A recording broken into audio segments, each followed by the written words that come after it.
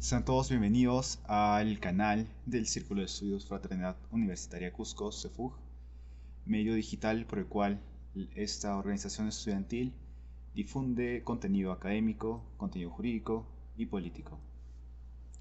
En esta nueva sección que tendremos ahora abarcaremos todo lo relacionado al tema de la teoría general del Estado y el derecho constitucional en base al texto del doctor Víctor García Toma, de su libro con el mismo título, Teoría del Estado y Derecho Constitucional, de la edición del año 2014.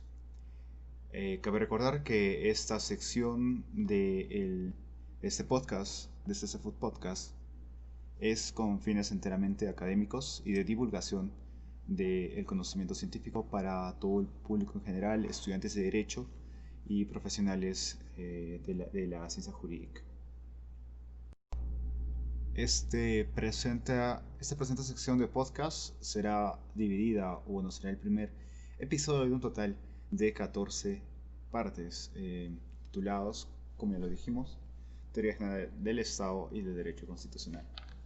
Comenzaremos entonces con el capítulo primero, que trata específicamente de el hombre y la sociedad política, tema introductorio para entender en sí el desarrollo general del Estado, es decir, también cómo es que las primeras civilizaciones y en sí la misma existencia de la sociedad organizada, de la humanidad, de las personas, van a desembocar en el derecho constitucional, es decir, también en el desarrollo del Estado hasta llegar a el Estado constitucional de derecho como lo conocemos hoy en día.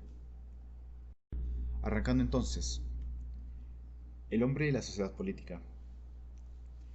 Es indiscutible que el hombre concebido como una unidad corporal, racional, espiritual y sociable, posee una naturaleza sui generis.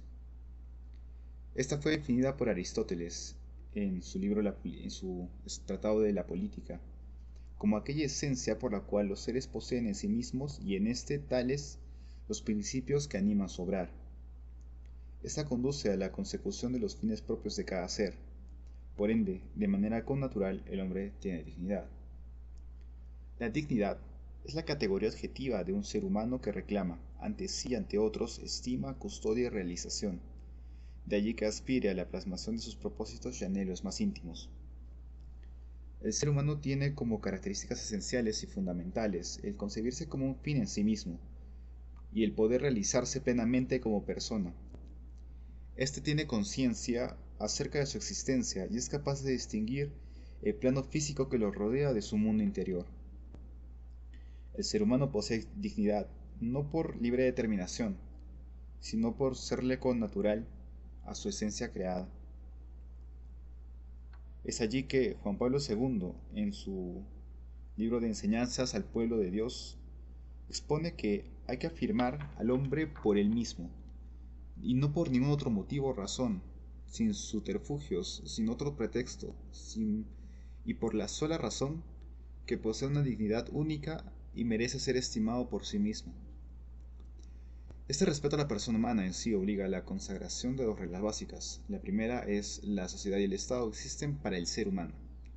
Y la segunda, que la sociedad y el Estado encuentran su justificación organizacional a través de la defensa del ser humano y obviamente la búsqueda de su promoción y bienestar. Tal como plantea Rafael Domingo Osle, persona y dignidad son dos realidades inseparables. Ello deviene en el origen y sujeto y fin de toda organización política o social. Por ende, es preexistente, subordinante y legitimadora de su constitución y forma de actuación. Alberto Oehling de los Reyes, en su texto Algunas reflexiones sobre la significación constitucional de la noción de dignidad humana, nos expone lo siguiente.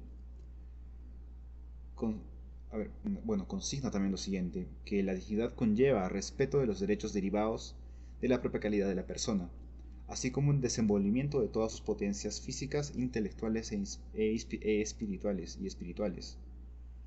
Ahora bien, el hombre es un ser cuya peculiar naturaleza se diferencia de los demás seres por el goce y ejercicio de la razón, la espiritualidad, la voluntad libre y la inexorabilidad de la sociabilidad en pos de la consecución de fines consensuados, Ocupa así la más alta jerarquía sobre los seres vivos, siendo este el motivo principal. Debemos entender a la razón como aquella facultad por medio de la cual el hombre puede discurrir y juzgar. Se trata de una capacidad inherente al ser humano, que permite ajustar conscientemente su pensamiento a las exigencias diarias de la existencia y coexistencia social. Por medio de ella se reconoce como ser y conoce además el mundo de los objetos.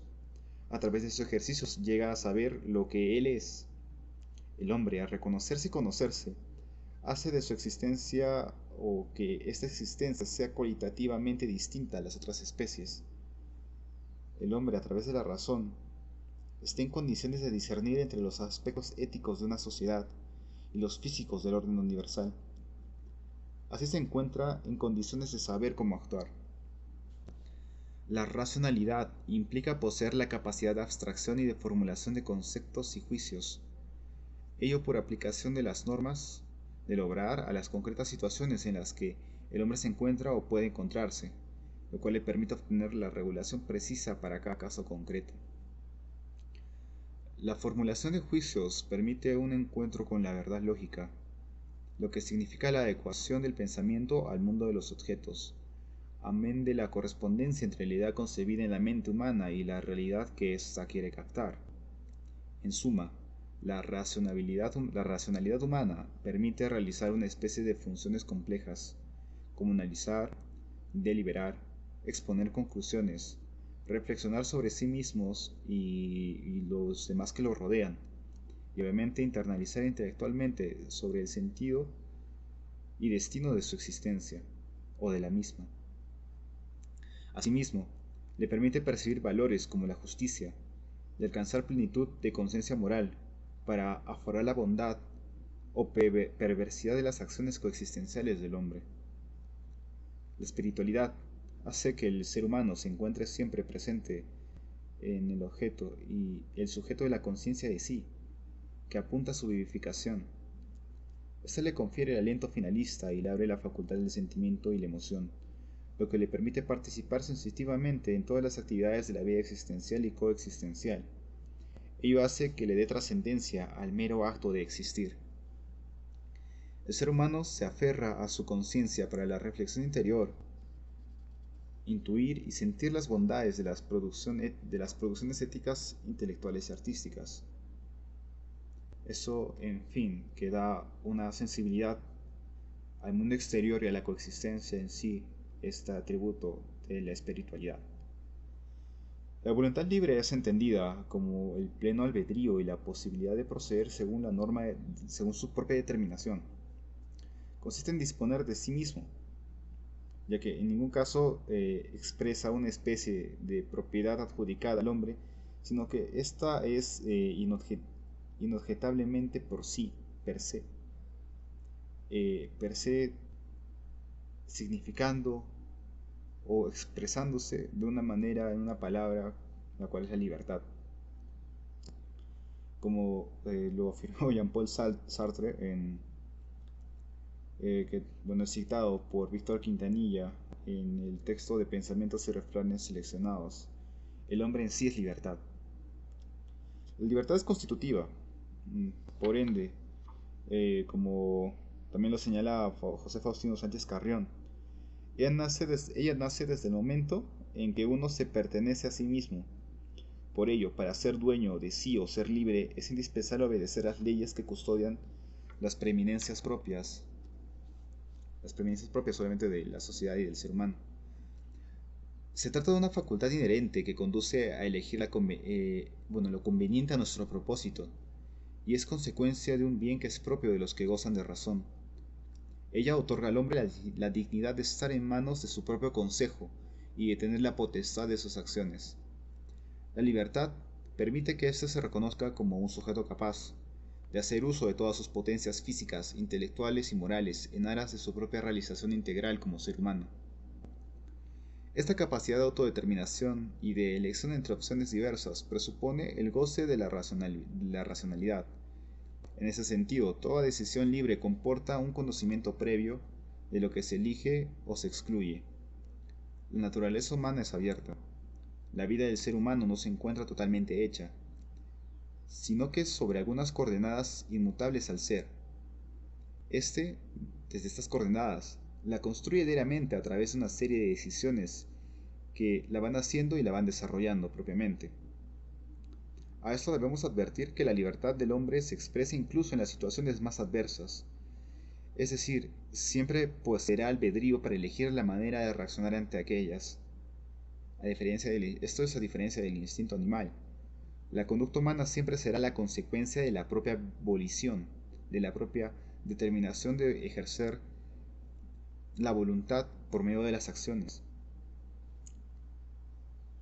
El hombre es libre para ser, para crear, para vivir, es decir, es el artífice y el arife de su propio proyecto de vida, aun cuando no llegue a tener plena conciencia de ese atributo innato, como nos lo detalla el doctor Carlos Fernández Cesarego en su texto de Protección Jurídica de la Persona.